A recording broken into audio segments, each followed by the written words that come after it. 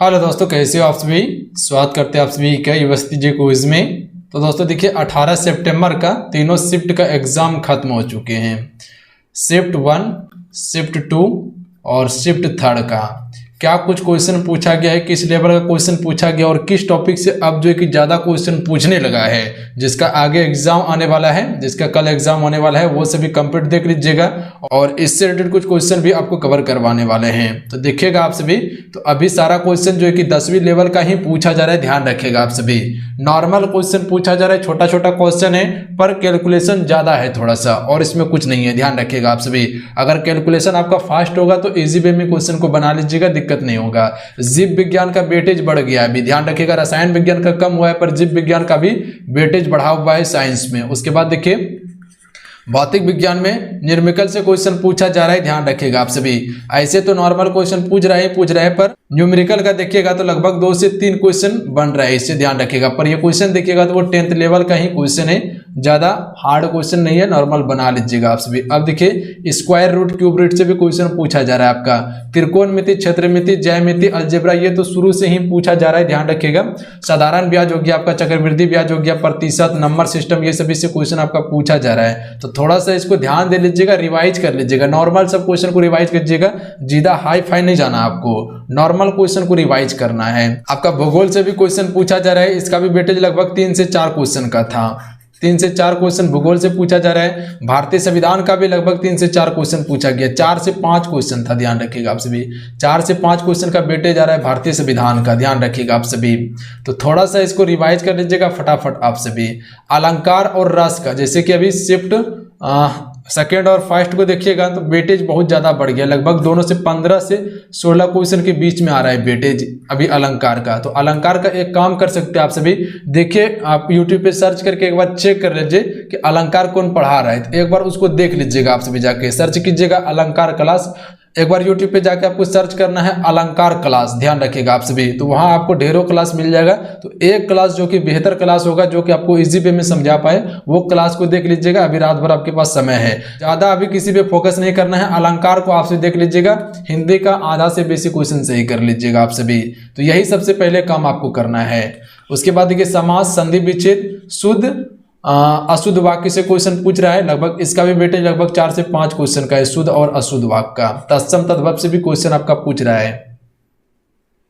उसके बाद देखिए व्याकरण से ज्यादातर क्वेश्चन पूछ रहा है, साहित्य से क्वेश्चन नहीं आ रहा है। लेटर जैसे कि लेखक का नाम होता है तो वो सभी अभी नहीं पूछा जा रहा है। 1-2 क्वेश्चन आ रहा है तो वो नॉर्मल है, कभी पूछ रहा है कभी नहीं भी पूछ रहा है, पर व्याकरण से सबसे अधिक क्वेश्चन आ रहा है। उसके बाद देखिए इंग्लिश में वॉइस, नरेशन और टेंस आपका हो गया, फिलिंग इन द ब्लैंक, ये सभी से क्वेश्चन आपका पूछा जा रहा है इंग्लिश में। रीजनिंग में देखिएगा तो कथन निष्कर्ष का तो वेटेज आपको बता ही दिए थे कि इसका लगभग 4 से 5 क्वेश्चन का वेटेज है, कभी कभी 6 भी क्वेश्चन इसका पूछ जाता है, ध्यान रखिएगा आप सभी। तो कोडिंग डिकोडिंग से भी है, अल्फाबेट से क्वेश्चन पूछा जा रहा है आपका, नंबर सीरीज से, 1 आरेख से क्वेश्चन आपका पूछा जा रहा है। तो ये थोड़ा सा इसको आप सभी गौर कर लीजिएगा। तो ये सभी से क्वेश्चन पूछा जा रहा है, जो कि सुबह से लेकर शाम तक पूछा है। तो ये थोड़ा सा देख लीजिएगा आप सभी, ज्यादा कुछ आपको इसमें करना नहीं है, छोटा छोटा चीज को खाली रिवाइज कर लीजिएगा। जो पहले पढ़े होंगे उसी को फटाफट रिवाइज कर लेना है, बाकी बात ज्यादा कुछ नया नहीं पढ़ना है अभी आपको। चलिए अब कुछ क्वेश्चन आपको कवर करवा देते हैं हम। आइए अब कुछ क्वेश्चन कर लेते हैं हम सभी। तो देखिए इससे पहले आप सभी को 150 क्वेश्चन कवर करवा दिया गया है। 17 तारीख का ऑल शिफ्ट का पेपर वाला में देखिएगा तो उसमें आपको कवर करवाया गया है, और आपका 15 तारीख वाला ऑल शिफ्ट देख लीजिएगा, तो दोनों में शायद कवर करवाया गया है। ऑल शिफ्ट वाला को देखिएगा तो उसमें कवर करवाया गया है 150 क्वेश्चन अभी तक में ये हो चुका है। अभी जो कि 151 नंबर क्वेश्चन से देखेंगे। क्वेश्चन है कि भारतीय संविधान को कितने समय में तैयार किया गया था, तो भारतीय संविधान को बनने में 2 साल 11 महीना 18 दिन का लगा हुआ था, ध्यान रखिएगा आप सभी। उसके बाद देखिए भारतीय संविधान में मौलिक कर्तव्य किस देश के संविधान से लिया गया है, तो अमेरिका देश के संविधान से मौलिक कर्तव्य लिया गया है। ये अनुच्छेद 51A में रखा गया है, ध्यान रखिएगा आप सभी। देखिए मौलिक अधिकार भी यूएसए अमेरिका से लिया गया है, जो कि मौलिक अधिकार आपका अनुच्छेद 12 से 35 में है, ध्यान रखिएगा। अभी मेरे पास मौलिक अधिकार कितना है, 6 मौलिक अधिकार है। पहले कितना था, 7 मौलिक अधिकार था। एक मौलिक अधिकार को छीन लिया गया, कौन सा, संपत्ति के अधिकार को। संपत्ति के अधिकार को हटाकर क्या किया, कानूनी अधिकार बना दिया गया है, तो ध्यान रख लीजिएगा आप सभी। इसके अलावा ध्यान रखिएगा संविधान की किस धारा के अंतर्गत राज्यपाल किसी राज्य में राष्ट्रपति शासन लगाने की सिफारिश करता है तो धारा 356 के तहत जो कि फ्रेंड किसी भी राज्य में आपातकाल लगाया जाता है, ध्यान रखिएगा, यानी कि राष्ट्रपति शासन लगाया जाता है। उसके बाद के प्रोटॉन की खोज किसने की थी, तो रदरफोर्ड के द्वारा प्रोटॉन की खोज की गई थी। सभी सब्जेक्ट का मेंशन है इसमें।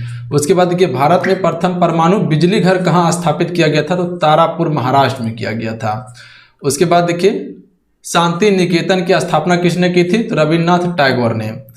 अर्थशास्त्र का नोबेल पुरस्कार किस वर्ष शुरू हुआ था, तो 1969 में शुरू किया गया था अर्थशास्त्र के लिए नोबेल पुरस्कार। उसके बाद देखिए गौतम बुद्ध द्वारा देह त्याग की घटना क्या कहलाई, तो याद रखिएगा महापरिनिर्वाण कहलाई थी। जब गौतम बुद्ध का मृत्यु हुआ था तो उस घटना को महापरिनिर्वाण कहा गया था, किसमें, बौद्ध धर्म में। और प्रथम उपदेश जब दिया था तो उस घटना को क्या कहा गया, बौद्ध धर्म में प्रथम उपदेश जो दिया गया था तो उसे जो कहा गया था धर्म चक्र परिवर्तन कहा गया था। और जब गृह त्याग किया था तो उसको महाभिनिष्क्रमण कहा गया था, ध्यान रखिएगा, महाभिनिष्क्रमण कहा गया था। महापरिनिर्वाण तो आपका मृत्यु हो जाएंगे और धर्म चक्र परिवर्तन जो है कि वो आपका जब प्रथम उपदेश दिया था। उसके बाद देखिएगा प्रथम बौद्ध काउंसिल कब और कहां और किसके शासनकाल में हुई थी, तो 483 बीसी मतलब क्या होता है, ईसा पूर्व होता है, ध्यान रखिएगा। राजगृह में अजातशत्रु के शासनकाल में, ध्यान रखिएगा। 483 ईसा पूर्व में प्रथम बौद्ध संगीति कह सकते हैं। काउंसिल की बात किया जाए तो ये प्रथम बौद्ध संगीति होगा, राजगीर में हुआ था अजातशत्रु के शासनकाल में। उसके बाद देखिए सूर्य की सतह का तापमान जो है वो कितना है, तो 6000 डिग्री सेल्सियस सूर्य का तापमान है।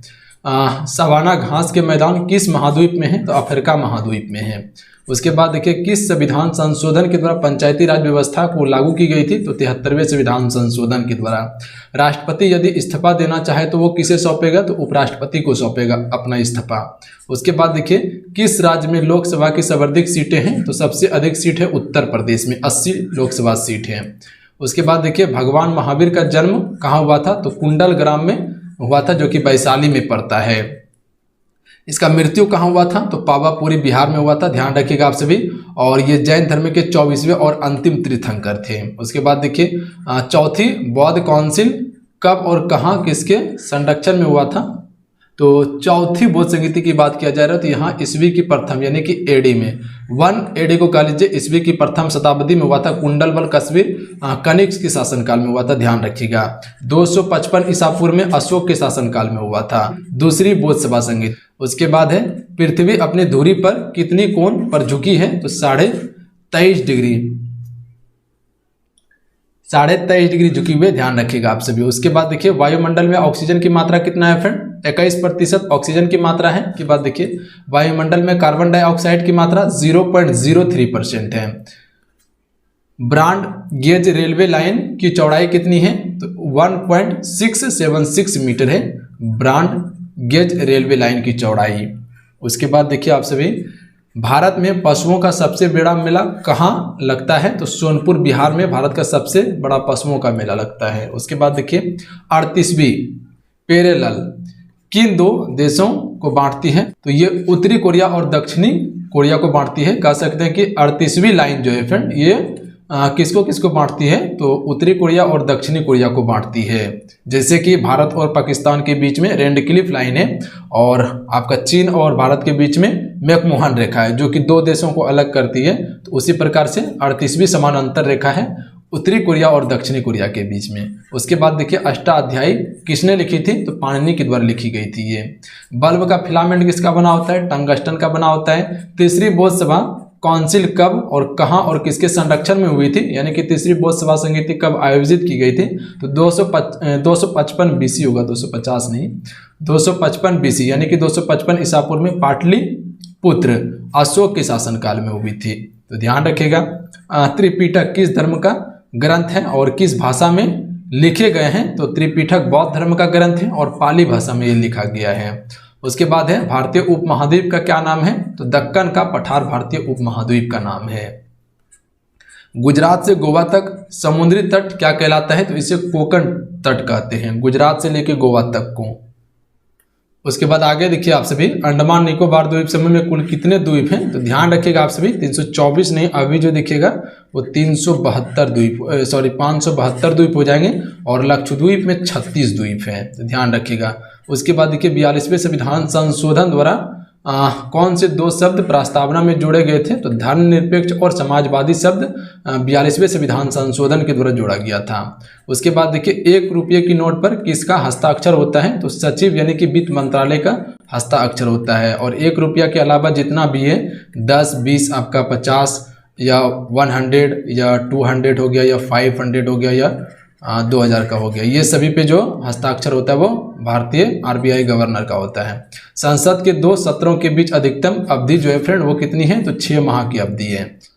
उसके बाद देखिए 183 नंबर ऋतु संहार, उसके बाद कुमार संभव, रघुवंश किसकी रचनाएं हैं? तो कालिदास की रचनाएं हैं ये।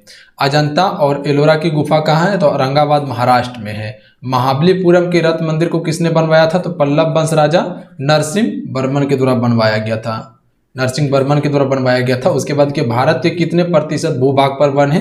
तो 19%।